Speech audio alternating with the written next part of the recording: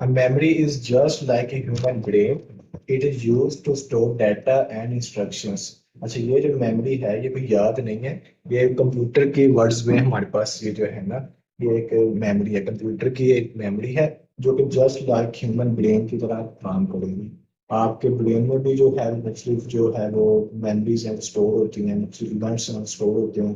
तो वो आप रिट्रीव करते रहते हैं टाइम टू टाइम। इसी तरीके से जो कंप्यूटर है उसकी भी एक मेमोरी होती है, स्टोरेज होती है, जहाँ पे वो चीज़ों को स्टोर करता है। और जब कभी आपको उस फंक्शन की, प्रोग्राम की जब जरूरत पड़ती है तो आप उसे ओपन करते हैं, वो स्टोरेज से कंप्यूटर ढूंढता है और आपको सारा जो है प्रेजेंट कर देता है। So memory is just like a human brain. It is used to store data and instructions. Computer memory is the storage space in the computer where data is to be processed and instructions required for processing are stored. ये कह रहे हैं कि computer की memory हमारे पास storage space है, जहाँ पर जो हमारे पास डाटा प्रोसेसिंग के लिए है वो स्टोर होता है, और इसी तरीके से जो प्रोसेसिंग के इंस्ट्रक्शंस है वो भी वहां पर स्टोर होती है। अच्छा, बाइट्स एंड एड्रेसेबल मेमोरी। जैसा कि मैंने आपको प्रीवियस लेक्चर्स में भी बताया था कि जो कंप्यूटर की लैंग्वेज है वो लैंग्वेज है 0 और 1 की।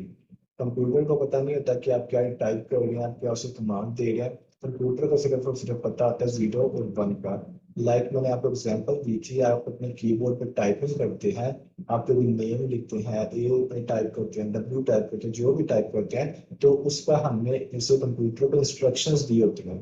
कंप्यूटर्स को सिर्फ और सिर्फ पता होता है 0 1 का। आगे हम फर्दर जो 0 1 के कॉम्बिनेशन बना देते हैं, तो हर जो चीज है उसका डिफरेंट कॉम्बिनेशन होगा। ए टाइप करेंगे उसका कॉम्बिनेशन 0 1 0 हो सकता है। आप अगर डब्ल्यू टाइप करते हैं तो उसका जो कॉम्बिनेशन है वो 0 1 0 1 0 1 हो सकता है। एग्जाम्पल दे रहा हूँ आपको, यानी कि जो डिफरेंट आपने जो से इनपुट्स देनी है उसके लिए आपके पास डिफरेंट कमांड्स होती हैं। जो 0 1 का एक फॉर्मेट होता है वो कंप्यूटर के अंदर ऑलरेडी स्टोर होता है। आप जैसे कुछ टाइप करेंगे तो कंप्यूटर को ये नहीं पता कि आपने एक वर्ड टाइप किया, कंप्यूटर को ये पता है कि मुझे 0 1 में से कौन सा जो कॉम्बिनेशन है वो मिला। सो कंप्यूटर की जो लैंग्वेज है वो बिट्स में है, यानी कि 0 और 1। अच्छा, ये आगे फर्दर कॉम्बिनेशन बनते हैं। जब हमारे पास जो है वो 8 बिट्स बन जाते हैं ना, तो उसे आप कहते हैं बाइट। जब 8 बिट्स मिलते हैं तो हमारे पास बन जाता है बाइट। ये एक इंपॉर्टेंट एमसीक्यू है आपके लिए कि बाइट है वो कितने बिट्स के मिलने से बनता है। सो बाइट बनता है हमारे पास 8 बिट्स के मिलने से। अच्छा, ये है क्या? ये यूनिट्स हैं। जस्ट लाइक आप अपने जो सब्जेक्ट्स हैं, फिजिक्स है, उसमें यूनिट्स पढ़ते हैं। आप मीटर पढ़ते हैं, आप लेंथ का यूनिट पढ़ते हैं, आप वेट का यूनिट पढ़ते हैं, डिफरेंट जो यूनिट्स आप करते हैं। इसी तरीके से अभी हम कंप्यूटर में अपनी जो मेमोरी है या स्टोरेज है उसका यूनिट पढ़ रहे हैं कि किस तरीके से जो है हमारे पास मेमोरी स्टोर होती है और उसका यूनिट क्या है। सो इसमें हमारे पास जो बाइट है वो स्टोरेज यूनिट है। अब byte is basic storage unit in the memory. ये भी आपके लिए एमसीक्यू है कि अब byte is the basic storage unit in the memory. ये मोस्ट बेसिक यूनिट है आपके पास मेमोरी का। When instructions of programs and data are transferred to memory from a storage device, instructions and data exist in memory as bytes. वही कि जब आप computer से कोई भी फंक्शन करते हैं, ऐसे इंस्ट्रक्शन देते हैं, स्टोर करते हैं, तो कंप्यूटर उसे बाइट्स की फॉर्म में स्टोर कर लेता है। Each byte exists temporarily in a specific memory location that has an address. वो कह रहा है कि जब भी आप कोई भी नया कोई इंफॉर्मेशन से दे रहे हैं तो क्या होता है, वो टेम्परेरीली एक खास जगह पर स्टोर हो जाती है और उसे कंप्यूटर एक स्पेसिफिक एड्रेस दे देता है। एड्रेस से मतलब ये है कि उसकी खास उसकी लोकेशन क्या है। वो जो बाइट है, जो न्यू इंफॉर्मेशन है वो स्टोर होगी, वो टेम्परेरीली स्टोर होगी, एक स्पेसिफिक जगह पर होगी। तो उस लोकेशन को हम कहते हैं कि वो आपके पास उस चीज का एड्रेस है। अच्छा, ये आपके पास डिफरेंट टाइप्स ऑफ मेमोरीज हैं। इसमें टाइप्स ऑफ मेमोरीज में हम सबसे पहले देखेंगे रैम एंड रोम। रैम आपके पास फर्दर डिवाइडेड है एस रैम में और डी रैम में। इसी तरीके से जो रोम है आपके पास वो फर्दर डिवाइडेड है पी रोम में, ईपी रोम में और ईपी रोम में। ये आपके पास फर्दर मेमोरी की टाइप्स हैं। A type of computer memory that requires continuous power to maintain the stored information is called volatile memory. Volatile memory हमारे पास ऐसी मेमोरी है जो कि हमारे पास कंटिन्यूस पावर रिक्वायर्ड होती है उसके लिए, कि अगर आपने उसे इलेक्ट्रिसिटी दी हुई है वो काम करती रहेगी। जैसे ही उसकी इलेक्ट्रिसिटी कट ऑफ होगी तो वो जो मेमोरी है वो भी आपके पास लॉस हो जाएगी। सो इसके लिए जो हमारे पास कंप्यूटर है उसका ऑन होना लाजमी है। जैसे ही आप कंप्यूटर को ऑफ करेंगे वो जो आपकी मेमोरी है वो लॉस हो जाएगी, वो वोलाटाइल मेमोरी है। In this type of memory data and instructions are stored temporarily. इसमें आपके पास जो डाटा और इंस्ट्रक्शंस होती हैं वो टेम्पोरेरीली स्टोर होती हैं। It loses its contents when the computer is turned off. It is a temporary memory। अच्छा, एग्जाम्पल की मैं हेल्प से आपको इसका समझाता हूँ। एग्जाम्पल उसने लिखा हुआ है रैम, रीड एक्सेसिबल मेमोरी आपके पास जो होती है रैम। लाइक आपका जो मोबाइल है वो भी एक टाइप ऑफ कंप्यूटर ही है ना।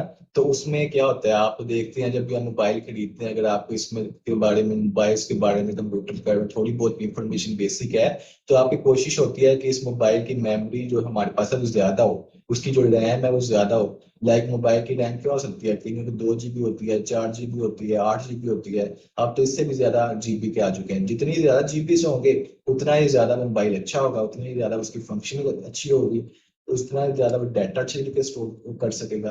रैम में क्या होता है, आप जब अपने मोबाइल में एप्लीकेशंस ओपन करते हैं, लाइक आप अपना सोशल मीडिया ओपन करते हैं, आपने एक टाइम में व्हाट्सएप इस्तेमाल किया, उसके बाद आप अपने आगे फेसबुक अकाउंट पे, उसके बाद आपने खोल लिया अपना इंस्टा, आपने उसके बाद मोबाइल जो है आप अपने आगे होम स्क्रीन के ऊपर। अब बैकग्राउंड में आपके पास 3 ऐप्स ओपन है, व्हाट्सएप, फेसबुक, इंस्टाग्राम। वो तीनों जो है ना वो टेम्परेरी स्टोर है रैम के अंदर। लाइक आपके मोबाइल की जो रैम है, लाइक 4 GB एग्जाम्पल के तौर पर लेते हैं, तो फेसबुक कोई ले लेगी कुछ एमबीज इंस्टाग्राम ले लेगा, कुछ एमबीज व्हाट्सएप ले लेगा।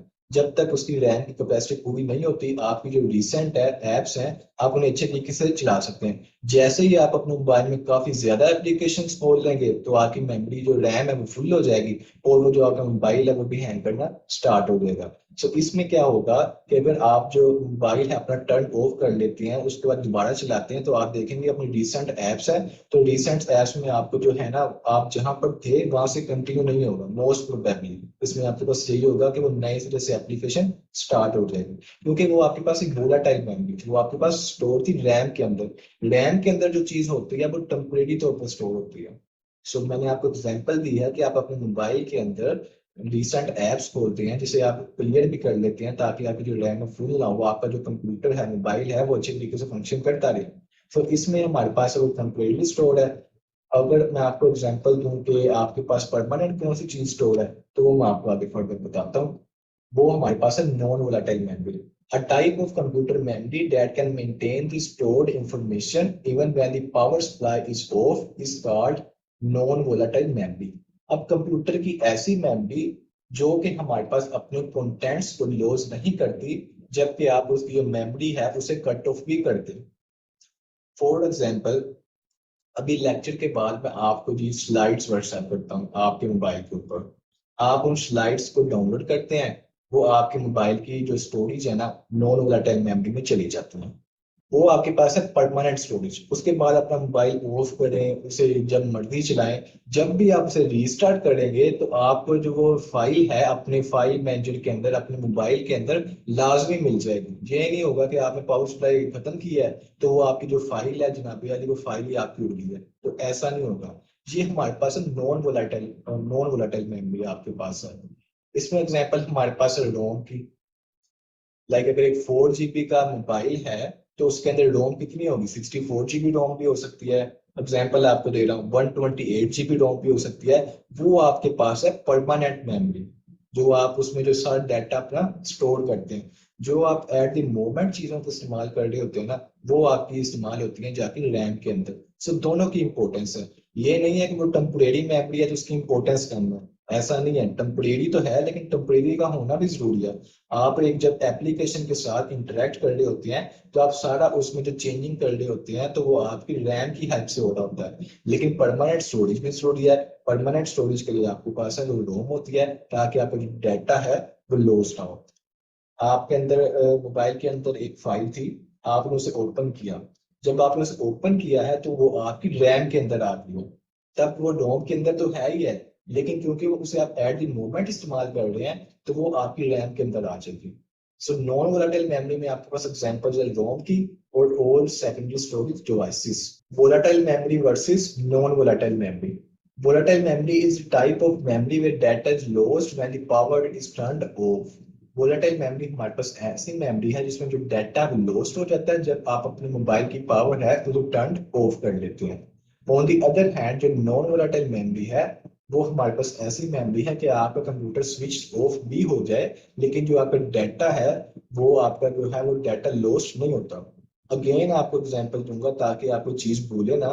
आप एक वर्ड डॉक्यूमेंट के ऊपर वर्क कर रहे हैं, आपने अपना जो माइक्रोसॉफ्ट वर्ड खोला, आपको कोई असाइनमेंट मिली थी, आपने वहां पर उसमें टाइपिंग स्टार्ट कर दी, सारा जो आपको डाटा रिक्वायर्ड था आप उसमें इनपुट करना स्टार्ट कर दिया। तो उस दौरान आप यूज कर रहे थे वोलाटाइल मेमोरी को, अपनी जो थी आपके पास रैम थी उसे यूज कर रहे थे। ठीक है। वो अगर तो आप देखें ना उसी दौरान आपका कंप्यूटर अचानक शट डाउन हो जाता है तो चांसेस हैं कि आपकी जो फाइल है वो लॉस्ट हो जाए। तो आपकी यही कोशिश होती है हमेशा कि मैं इसे जल्दी से फाइल को सेव कर लूं। अगर आप उसे सेव नहीं करेंगे तो वो आपकी रहती है रैम के अंदर, और रैम होती है वो डाटा, तो फाइल आपकी गई, आप मिनट पे वो पानी फिर गया। सो आपकी कोशिश होती है जल्दी से कंट्रोल एस दबाऊं और जो मेरा डॉक्यूमेंट है वो वोलाटाइल मेमोरी से चला जाए नॉन वोलाटाइल मेमोरी में, ताकि अगर मेरा कंप्यूटर शट डाउन भी हो जाता है तो मेरे पास जो डॉक्यूमेंट है मेरा वो मेरे पास परमानेंटली स्टोर्ड रहे। अच्छा, नेक्स्ट हमारे पास है डाटा टेम्परेरी स्टोर्ड। इसमें वोलेटाइल में और नॉन वोलेटाइल में डाटा इज परमानेंटली स्टोर्ड। जब volatile memory is faster, non volatile memory slower. Volatile memory has less storage capacity. Non-volatile memory has more storage capacity. Volatile memory data can be easily transferred. In the non-volatile memory, data cannot be easily transferred. In volatile memory, it is more costly. जो non volatile है वो है less costly. Volatile memory में जो आपके पास है CPU को डायरेक्ट एक्सेस होती है डाटा की, जबकि नॉन वोलाटाइल मेमोरी में सीपीयू को डायरेक्ट एक्सेस नहीं होती डाटा पर। वोलाटाइल मेमोरी में जो प्रोसेसेस हैं वो रीड एंड राइट कर सकते हैं, जबकि नॉन वोलाटाइल मेमोरी में सिर्फ और सिर्फ आप रीड कर सकते हैं। वोलाटाइल मेमोरी का जो इम्पैक्ट है वो ज्यादा होता है कंप्यूटर की परफॉर्मेंस के ऊपर, यानी कि एक हैवी चीज है। जो आपके पास नॉन वोलाटाइल मेमोरी है उसका इम्पैक्ट जो आपके पास है सिस्टम स्टोरेज के ऊपर जो है हाई इम्पैक्ट, जिसका भी हाई इम्पैक्ट लिखा हुआ है और इसका भी हाई इम्पैक्ट लिखा हुआ है। वोलेटाइल मेमोरी जो आपके पास है उसमें जो data and program data currently fetch by CPU are stored in the volatile memory. वही बात जो मैंने आपको बताई कि आप एट द मोमेंट जिस प्रोग्राम को यूज कर रहे हैं वो आपकी वोलेटाइल मेमोरी में, लाइक अभी मैं जूम ऐप को यूज कर रहा हूँ, सो जूम ऐप जो मेरी है वो एक वोलेटाइल मेमोरी के अंदर स्टोर है। नॉन वोलेटाइल मेमोरी आपके पास है any kind of data and program are stored in the non volatile memory. अब जैसे रिकॉर्डिंग जो मैंने रिकॉर्डिंग इसकी मीटिंग की लगाई हुई है, सो जब मीटिंग एंड होगी वही रिकॉर्डिंग सेव हो जाएगी मेरे कंप्यूटर के अंदर, वो स्टोर होगी एज ए परमानेंट स्टोरेज। जब वोलेटाइल मेमोरी में हमारे पास एग्जांपल है रैम की और कैशे मेमोरी की, एग्जांपल्स इंपॉर्टेंट है। नॉन वोलेटाइल मेमोरी में आपके पास जो एग्जांपल्स हैं वो है ROM and HDD, hard disk drive. अब हम जो रैम और रोम है उसकी फर्दर जो टाइप्स हैं वो हम अच्छे तरीके से कर लेते हैं। ये आपके सारे एमसीक्यूज के पॉइंट्स हैं जो आपने याद करने हैं कि कौन सी टाइप है और उसका प्रिंसिपल किस तरीके से वर्किंग का। सो फर्स्ट ऑफ ऑल हम देखते हैं कि RAM, RAM stands for random access memory. जो रैम है उसकी जो फुल फॉर्म है वो है random access memory. It is used in computer for the storage of active programs and data. RAM is also called read and write memory because the processor can write and read the information to and from it. RAM is a primary memory. RAM is a volatile memory. ये सारी बातें हो चुकी हैं, मैंने आपको ये सारी बातें समझाती हैं कि RAM आपके पास क्या क्या काम करती है। अच्छा, storage capacity of RAM is measured in bytes. In pieces, the size of RAM is 4 GB or more. More RAM size means the computer can use a powerful program with a larger size. तो कह रहा है कि typically हमारे पास जो computer की memory होती है, रैम है वो होती है 4 GB से ज्यादा। जितनी ज्यादा रैम होगी उतना ही ज्यादा कंप्यूटर पावरफुल प्रोग्राम्स को अच्छे तरीके से रन कर सकेगा। तो देखना जितना पावरफुल एक प्रोग्राम है, जितना एक हैवी प्रोग्राम है वो उतनी ही ज्यादा आपकी रैम को ऑक्यूपाई करेगा। तो जितनी ज्यादा आपकी रैम होगी उतना ही पावरफुल सॉफ्टवेयर आप उसमें रन कर सकते हैं। लाइक मेरा लैपटॉप है जिसकी रैम है 8 GB। सो 8 GB तक का जो भी प्रोग्राम होगा उसे रन कर लेगा जो इतनी स्पेस को ऑक्यूपाई करेगा। अगर इससे ज्यादा कोई हैवी प्रोग्राम मैं यूज करूंगा तो फिर इसके लिए जो है वो मुश्किल होगा। अच्छा, अब आते हैं टाइप्स ऑफ रैम्स पे। DRAM, SRAM, MRAM. DRAM stands for dynamic random access memory. सबसे पहले तो उसकी एब्रीवेशन याद करें। चाहे कंप्यूटर में आपने ना जो जो भी एब्रीवेशन आती है आपने उसे नोट डाउन करना है। एब्रीवेशन से इंपॉर्टेंट है। एग्जाम में आपको बाज औकात वो एब्रीवेशन का सिंपल एमसीक्यू बना देता है कि अगर ये लफ्ज है तो इसका बताएं इसका फुल फॉर्म क्या है। सो एब्रीवेशन जो है ये आपको याद होनी चाहिए। DRAM stand for dynamic random access memory. D का याद रखना है आपने। डी फॉर डायनेमिक, रैम का आपको पता ही है कि रैंडम एक्सेस मेमोरी को कहते हैं। अच्छा, most common type of RAM use in computers. Computer में जो मोस्ट कॉमन रैम यूज होती है D RAM. In order to maintain information with D RAM chips, it must be refreshed with electrical charge frequently, otherwise data stored in DRAM will be lost। अच्छा, D RAM का वो बता रहा है कि इसका डिसएडवांटेजेस क्या है कि जो हमारे पास डी रैम होती है इसमें कंटिन्यूसली इलेक्ट्रिकल चार्ज के साथ हमें ना उसे रिफ्रेश करना पड़ता है। मतलब कि इलेक्ट्रिकल चार्ज फ्रिक्वेंटली आता है, उसे रिफ्रेश करता है। तो ये हमारे लिए प्रॉब्लम है। ये हमारे पास एक डिसएडवांटेज है डी रैम का। It is a slow memory. अच्छा, इससे आगे हमारे पास है एस रैम। एस रैम में हमारे पास है static random access memory. It is faster and more reliable than DRAM, do not have to be refreshed with the electrical charge frequently। यही बात मैंने आपको पीछे की है। DRAM में मैंने आपको बताया कि वो इसका डिसएडवांटेजेस ये है कि इसमें हमारे पास इलेक्ट्रिकल चार्ज से उसे बार बार रिफ्रेश करना पड़ता है। जबकि जो एस रैम है उस वो हमारे पास लेटेस्ट है, उसमें जो हमारे पास है उसे कंटिन्यूसली या फ्रीक्वेंटली हमारे पास इलेक्ट्रिकल चार्ज से रिफ्रेश करने की जरूरत नहीं होती। तो जो हमारे पास डी रैम का डिसएडवांटेज था उसे हमने एज जो है उसे सोल्व किया और उससे उससे हमें जो है एडवांटेज हो रहा है। More expensive than D RAM, static RAM is used as a cache memory in computers. MRAM stands for Magneto-Resistive Random Access Memory। MRAM stands for Magneto-Resistive Random Access Memory. It stores information using a magnetic charges instead of electrical charges। अच्छा, पिछले वालों को compare करें D RAM को और हमारे पास जो साथ में इसके है थी एस रैम, इसमें वो बात कर रहा था इलेक्ट्रिकल चार्जेस की। अब जब हम एम रैम पर आए हैं तो एम रैम में वो कह रहा है कि हम इलेक्ट्रिकल चार्जेस की बजाय हम मैग्नेटिक जो चार्जेस है उन्हें यूज करते हैं। इसका हमें फायदा क्या है? It has greater storage capacity and faster than other types of RAMs. जो हम प्रीवियसली बाकी रैम्स पढ़ के आए हैं उनसे ज्यादा इसकी स्टोरेज कैपेसिटी है और उनसे ज्यादा ये फास्टर है। अच्छा, ये रैम है, आपकी रैम के हमने टाइप्स देख लिए हैं, ये हमने रैम कर लिया। उसके बाद हम अपने आते हैं रोम के ऊपर। रोम stands for read only memory. It is a memory chip in which data and instructions can be stored permanently। अच्छा, इसका मतलब क्या है कि हमारे पास नॉन वोलेटाइल मेमोरी। ये non volatile memory. The manufacturers of the ROM chips often record data and instructions on the ROM chips। When they manufacture the chips, the ROM chips are called firmware। तो कह रहा है कि ROM chips को जो बनाती हैं company वो क्या करती हैं कि उसमें जो है वो डाटा और इंस्ट्रक्शंस हैं वो ऑलरेडी फीड कर देती हैं। और जो ROM chips होते हैं इन्हें आप फर्मवेयर भी कहते हैं। अच्छा, टाइप्स ऑफ रोम में हमारे पास कौन से हैं? अभी हमने रैम की टाइप्स देखी हैं, अब हमारे पास जो टाइप्स हैं वो आगे रोम की। रोम हमारे पास तीन तरह की होती है, P ROM, EP ROM, EP ROM. P ROM में हमारे पास क्या है? P stand for programmable, R for read, O for only, M for memory. ROM का आपको पता चल गया, आपने बस जो पी है उसका याद रखना है कि प्रोग्रामेबल रोम को हम कहते हैं। This type of ROM is initially blank. ये जो रोम है इनिशियली बिल्कुल ब्लैंक होती है। The user or manufacturer can write data and programs only by using special devices। special devices को यूज करते हुए जो मैन्युफैक्चरर है या फिर जो यूजर है वो जो है वो इसमें डाटा और प्रोग्राम जो है उन्हें राइट कर सकता है। However, once the program or data is written on the PROM chip, it cannot be changed। अच्छा, उसमें हमने देखा कि यूजर या मैन्युफैक्चरर इसमें जो डाटा प्रोग्राम है उसे स्पेशल डिवाइसेस को यूज करते हुए फीड कर लेता है, राइट कर लेता है। लेकिन एक बार आपने डाटा लिख दिया पीरोम के अंदर, उसके बाद आप उसे चेंज नहीं कर सकते। सो ये एक इम्पोर्टेंट पॉइंट है पीरोम के हवाले से। एक बार आपने इसके अंदर डाटा राइट कर लिया उसके बाद जो है जी आप उसे चेंज नहीं कर सकते। Next is the EPROM, EP for erasable, programmable read-only memory.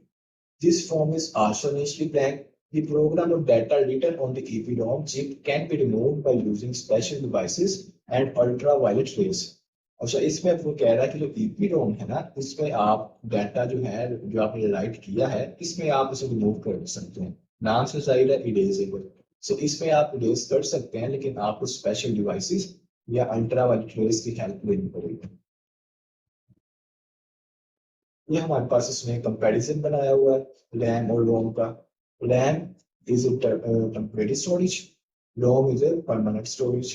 RAM store data in MBs, ROM store data in GBs. यानी कि रोम जो हमारे पास है उसका डाटा ज्यादा स्टोर होता है, जो रैम और उसकी जो कैपेसिटी वो कम होती है। रैम है वोलेटाइल, रोम है नॉन वोलेटाइल। रैम हमारे पास जो है वो नॉर्मल ऑपरेशन में यूज होती है, रोम हमारे पास स्टार्टअप प्रोसेस और कंप्यूटर में यूज होती है। ये भी एक इम्पोर्टेंट एमसीक्यू है आपके लिए कि स्टार्टअप के लिए आपके पास कौन सी चीज होती है, वो आपके पास होती है रोम। चल रैम आपके पास है writing data is faster, on the other hand in ROM writing data is slower. अच्छा, ये आपके भी एमसीक्यूज हैं। स्टोरेज यूनिट्स ऑफ मेमोरी, इसमें जो है ना हमें भी एमसीक्यू आया हुआ था इससे हवाले से, इसमें कन्वर्शन का पूछा हुआ था। सो ये आपने जो टेबल है ये अच्छी तरीके से याद कर लेना। स्टार्टिंग से आपने देखना कि आपके पास 1 बिट है, वो 0 हो सकता है या फिर वो आपके पास 1 हो सकता है। एक बिट आपके पास 0 हो सकता है या फिर वो 1 हो सकता है। एट ए टाइम वो एक ही चीज हो सकता है, या वो 0 होगा या 1 होगा। ऐसा नहीं हो सकता कि वो एट ए टाइम 0 भी 1 हो गया। या वो 0 है या वो 1 है, या वो चीज ऑफ है या वो चीज ऑन है। ठीक है, इसमें हमारे पास आ गया निबल। निबल हमारे पास क्या है, वो इक्वल होता है 4 बिट्स के। जो बाइट है वो इक्वल होता है 8 बिट्स के। बाइट बहुत इंपॉर्टेंट है, 1 byte is equal to 8 bits. It is very important, byte is equal to 8 bits. Next तो आपको पता ही होगा, अगर तो आपको थोड़ा बहुत तो कंप्यूटर की नो हाउ है तो के बी आपके पास है 1024 बाइट के इक्वल।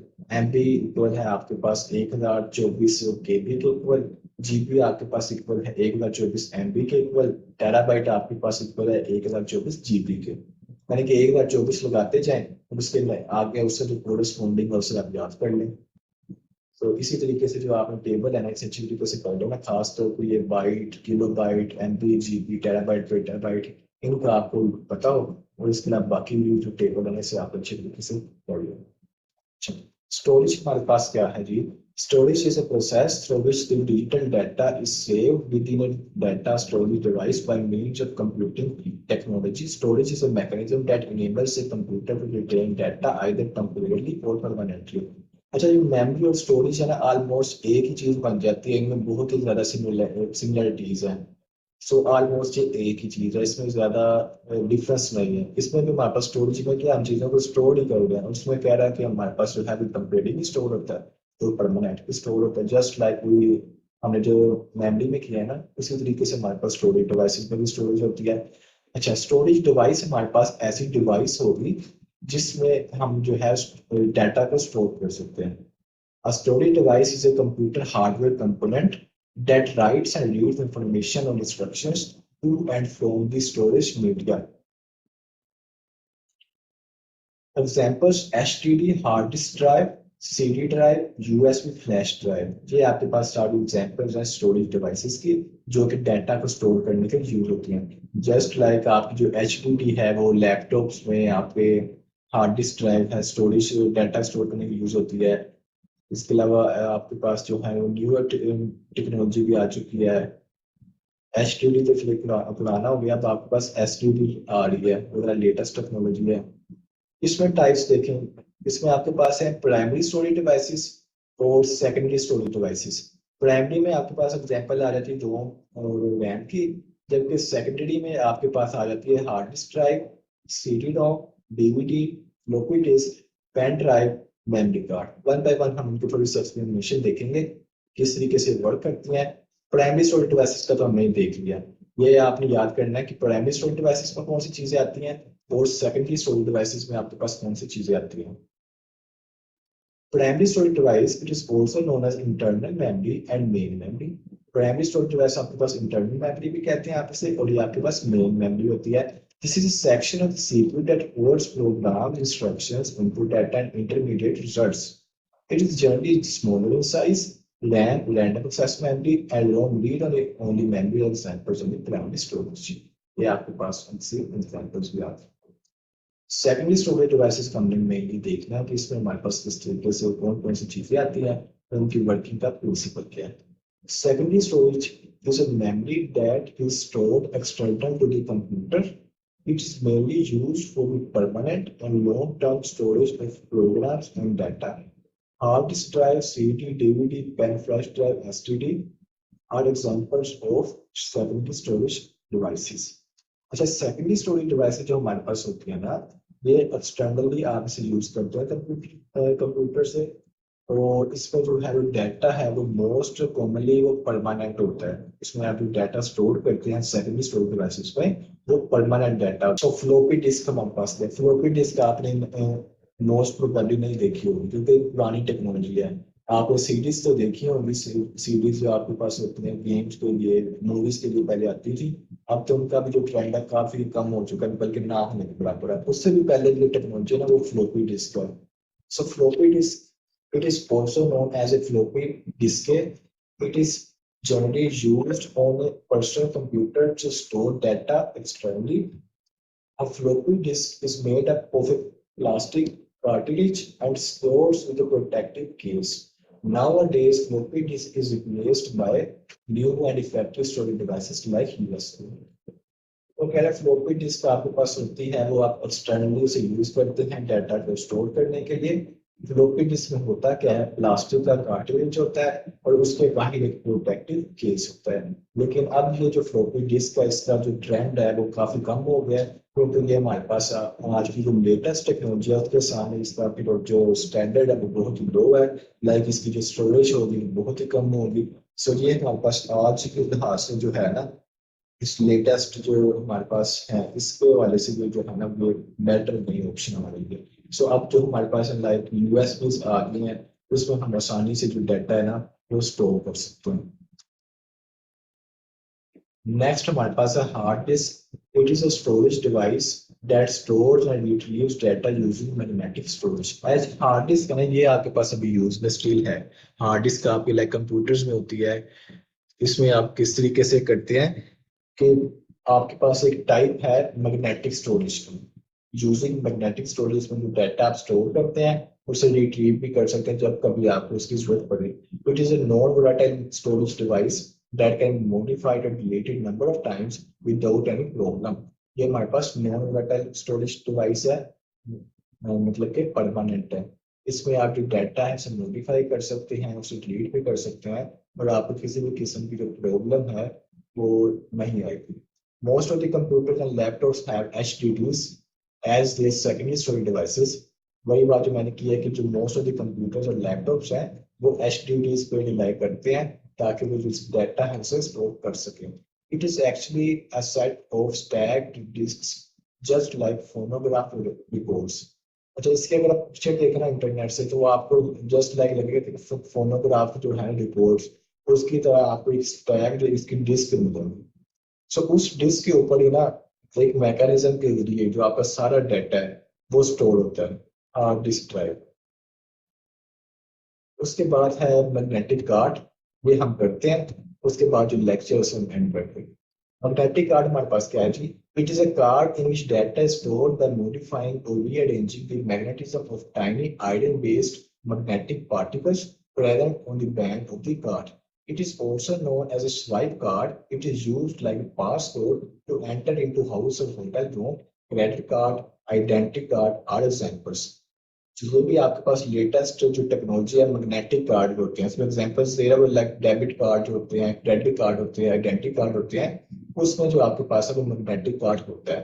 उसमें जो है आप डाटा जो है स्टोर कर सकते हैं, मॉडिफाई कर सकते हैं, रीअरेंज कर सकते हैं. उसका प्रिंसिपल क्या होगा कि मैग्नेटिज्म के प्रिंसिपल को यूज करते हुए tiny iron based magnetic particles होते हैं जो कि कार्ड के सरफेस के ऊपर होते हैं, उनमें आप डाटा है स्टोर करते हैं. इसका दूसरा नाम है स्वाइप कार्ड.